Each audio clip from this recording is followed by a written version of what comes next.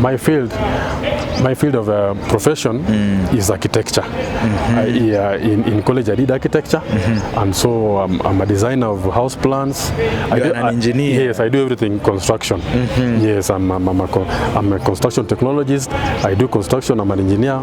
Yeah, architecture. This question is pissing me. Like, how do you manage the two? How do you, Yes. you are an architect, at the same time you are a trainer. Yes, I am. How do you relate these two?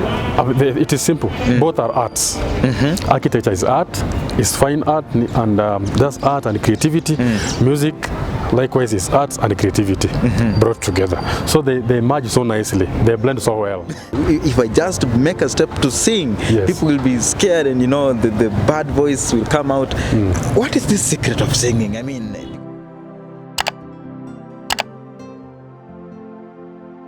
singing per se is very easy. It's very easy, but to some people it's hard because they haven't known the mechanisms that are involved in making it work out so easily. Because they find it like an uphill task because they are not aware. They're still not aware of what needs to be done. Hello and welcome. When you hear the beautiful voices of the Mathare North SDA Church Choir, you may wonder who is behind the training. Joining me right now is the trainer for this particular choir. Welcome, sir. Thank you very much. Maybe you can begin by introducing yourself better. By name, I'm Martin Olo. Martin Olo. Yes. And I'm one of the trainers of this choir. It is a big choir, so I cannot train alone. I have my other some other trainers that we assist each other with, so that we find it a little easier for us to accomplish the job. Maybe my first question is this: when did you join this choir, and what is this one thing that made you, have that interest of being part of this team? Yes. Myself, I remember I joined here when I was just new in the faith. That was around 2005, 2006. 2005, 2006? Yes, when I was very new in the faith. I had just been baptized. 2005, 2006, that is almost 18 years. 15. Yes, almost 15, more than 15 years. More than 15 years. Yeah. What made you, have that interest in this choir, being part of it? I mean, because I had interest in singing, and when I relocated to Nairobi, I found that they were singing nicely, and I developed some interest that I wanted to be part of the team. Yes, I wanted to sing as they do, as they used to do their job. By that time, remember, I wasn't a teacher yet. I wasn't one of their trainers. But that's what I wanted to ask. Yes. Like, you came as a trainer or as... No, I came as a member. As a member. I was a youth then, and I came as just a youth, an ambassador in the group, and I developed interest in the choir as well. So it went concurrently. I was a youth, and at the same time I was a choir member. Yes. Maybe you can now tell us about the transition from being a church member to now being the trainer. Yes, of course. I had some little knowledge of music when I was coming to Nairobi from Bungoma. I used to be in Bungoma initially. So when I relocated to Nairobi, because of that little interest that I had within me, I found out that there was some room to mold it further and to expound on it and to make it bigger. So with the very little opportunities that I used to get, I used to utilize. I began small to train recorded music, just to copy some other people's work, and then I train. But later on I developed an interest, and I said, I think I can also compose a song. And I began composing, and also I gained interest in learning real music now, and I got into class, and I learned music now that I cannot do notes, can arrange my own music, I can read some other people's works. So any type of music I'm comfortable with. Sir, the experience so far, how has it been? I mean, the journey. Training and everything. Yes. How has this journey been? It has been a real task. It hasn't been that easy, but we thank God that with His sufficient grace, we are able to move from bit to bit, by bit and bit. We are able to move from stage to stage, in different stages. So that you find that initially something that would appear to be so difficult to accomplish, right now it's not that difficult, because with the time, due to that experience that you develop, you find that you can now get to get an easy easier way of approaching that particular situation. Yes, when it comes to training, when it comes to composition, right now it's just like very, very easy. Very easy. Yeah, not the way it used to be. You're used to it. Yeah, I'm used to it. I'm used to it. Now, I want us to also talk about this. You know, singing, some people say that singing is very hard. Others say that if I just make a step to sing, Yes. people will be scared and, you know, the bad voice will come out. What is the secret of singing? I mean, because many other people are watching and they would like to know, like, the secret of singing. The secret of singing. Yes, because I listen to Mathare North, the singing is just on point. What is this secret of singing, sir? Okay, the secret of singing, singing per se is very easy. It's very easy, but to some people it's hard. Hard because they haven't known the mechanisms that are involved in making it work out so easily. Because they find it like an uphill task because they are not aware. They're still not aware of what needs to be done. One major thing that we need to take into account is that for you to be a good singer, you have to be a good listener. Oh, Yeah, you have to be a good singer. You have to be a good listener. A good listener. Listen well. If you listen well, and then your ears give you the right sound, that sound is well interpreted in the brain. After the interpretation from the brain, then you can now translate it using your own sound. You give it a voice, your own. Yeah. So what you can hear, that's what you can sing. By that, you are already a singer.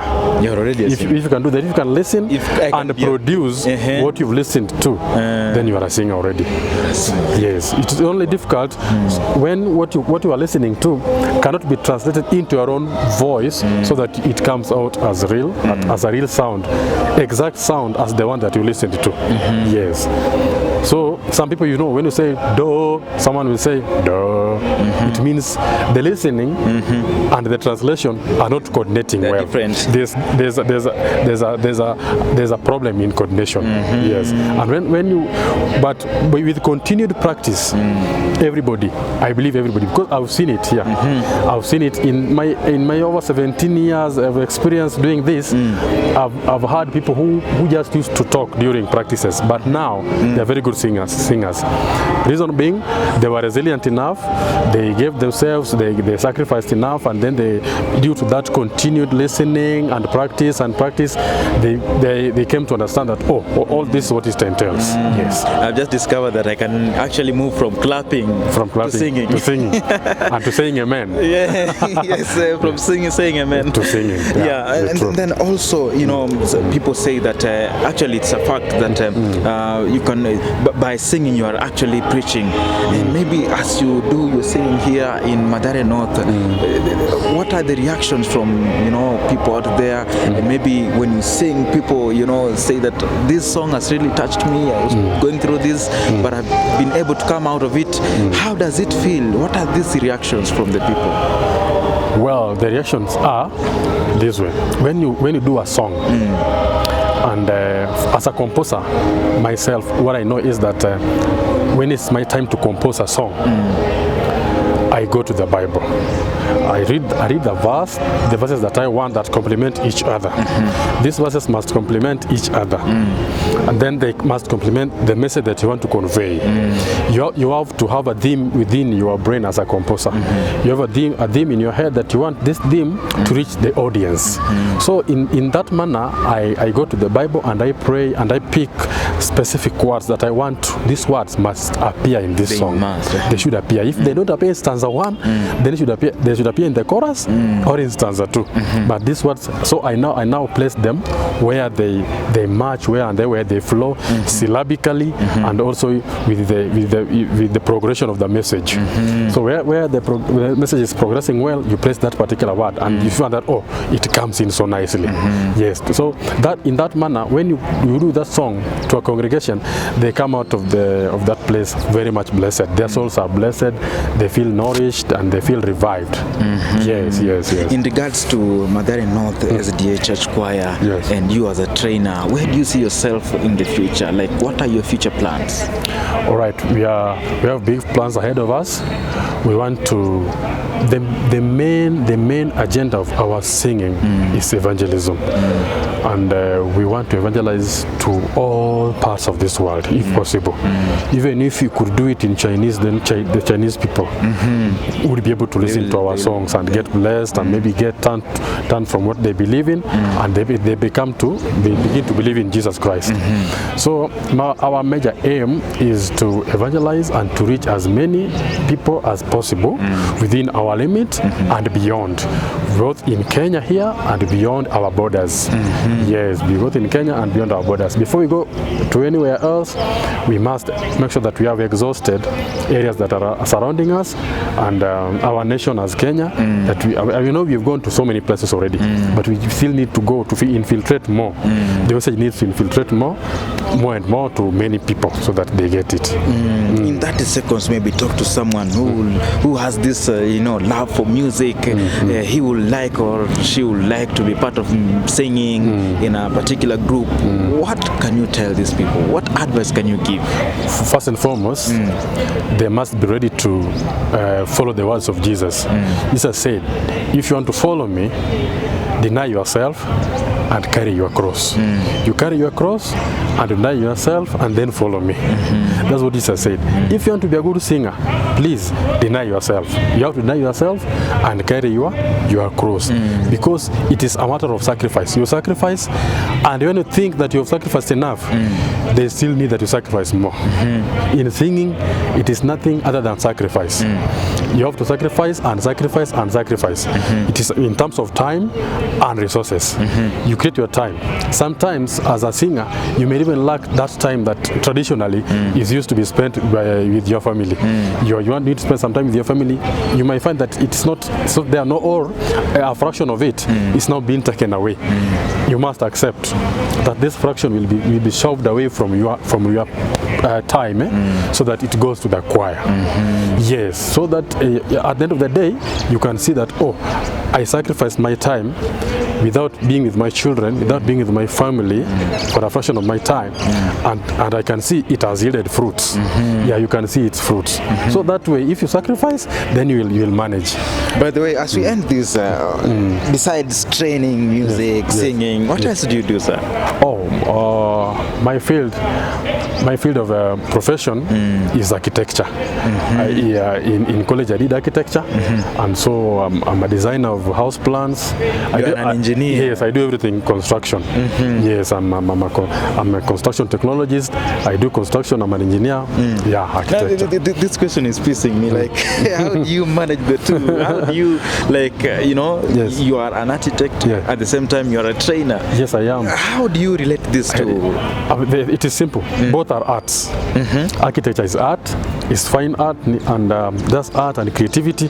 Music, likewise, is arts and creativity brought together. So they merge so nicely. They blend so well. Thank you so much, sir. We are welcome. I wish you all the best, sir. You're welcome. Thanks so much. Thanks so much. Thanks for your time. You're welcome, sir. Amen.